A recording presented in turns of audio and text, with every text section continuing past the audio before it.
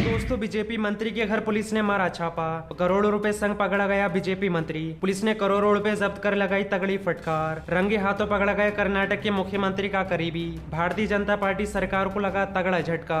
खबर से भाजपा में आया भूचाल। अगर आप भी बीजेपी नेताओं की गलत नीतियों का विरोध करते हैं तो लाइक कीजिए इस वीडियो को और चैनल को सब्सक्राइब करने के बाद घंटी बजाना बिल्कुल ना भूलें। बढ़ते हैं पहली खबर की तरफ। बीएस येदियुरप्पा के पूर्व असिस्टेंट के घर आईटी का छापा। करोड़ों के कॉन्ट्रैक्ट में हेराफेरी करने का आरोप। दरअसल कर्नाटक के पूर्व मुख्यमंत्री बीएस येदियुरप्पा और उनके परिवार के लिए नवरात्रि का पहला दिन अशुभ संकेत के साथ आया है। दरअसल बीएस येदियुरप्पा ने पूर्व निजी सहायक उमेश के कई करीबियों के घरों और ऑफिसों में आयकर विभाग के अधिकारियों ने छापा मारा। इनकम टैक्स ने ये कार्रवाई उमेश के पास कथित तौर पर आघोषित संपत्ति की सूचना मिलने के बाद की। अधिकारियों के अनुसार शहर में उमेश के आवास सहित 10 स्थानों पर छापेमारी की जा रही है। मीडिया रिपोर्ट के मुताबिक आयकर अधिकारी उमेश के करीबी कई ठेकेदारों के घरों और कार्यालयों में तलाशी ले रहे हैं। मालूम होगी जब बीएस येदियुरप्पा कर्नाटक के मुख्यमंत्री पद पर कार्यरत थे तो उस समय उमेश उनके पर्सनल असिस्टेंट थे। आशंका जताई जा रही कि पी और उनके करीबी पर आईटी के छापे की जांच बीएस येदियुरप्पा के परिवार तक पहुंच सकती है। बताया जा रहा है कि उमेश पहले एक बस कंडक्टर थे। बाद में शिमोगा भाजपा नेता अयनूर के संपर्क में आने पर राजनीति घेरे में आकर उनके निजी सहायक बन गए।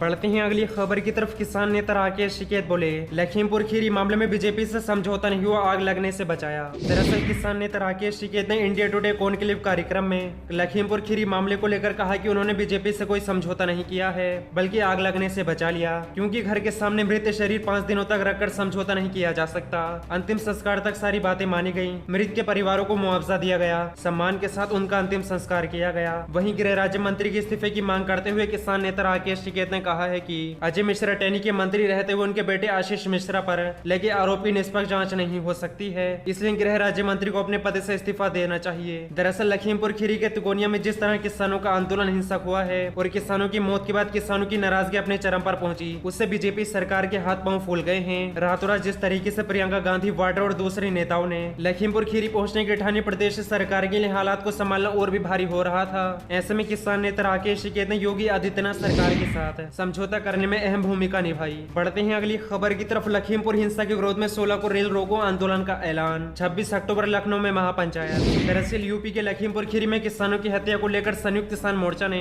देशव्यापी आंदोलन का ऐलान किया है। आंदोलन के तहत 18 अक्टूबर को रेल रोको आंदोलन और 26 अक्टूबर को उत्तर प्रदेश की राजधानी लखनऊ में किसान महापंचायत होगी। लखीमपुर खीरी में 2 अक्टूबर को हिंसा घटना में 4 किसानों और एक पत्रकार सहित 8 लोग मारे गए थे। इससे लेकर मोर्चा ने नए आंदोलन का ऐलान किया है। संयुक्त किसान मोर्चा के नेता योगेंद्र यादव ने आगामी 18 अक्टूबर को रेल रोको का आह्वान किया। संयुक्त किसान मोर्चा की मांग है कि लखीमपुर खीरी हिंसा के मुख्य दोषी आशीष मिश्रा और केंद्रीय मंत्री अजय मिश्रा टेनी की गिरफ्तारी हो। इसके अलावा टेनी को उनके पद से बर्खास्त किया जाए। योगेंद्र यादव का कहना है कि 12 अक्टूबर से उत्तर प्रदेश के सभी जिलों में कलश यात्रा निकाली जाएगी। इसके अलावा संयुक्त किसान मोर्चा ने 26 अक्टूबर को लखनऊ में महापंचायत भी बुलाई है। संयुक्त किसान मोर्चा ने कहा कि विभिन्न राज्यों के किसान 12 अक्टूबर को लखीमपुर खीरी पहुंचेंगे और इस घटना में मारे गए 4 किसानों और एक पत्रकार की मौत पर शोक व्यक्त करेंगे।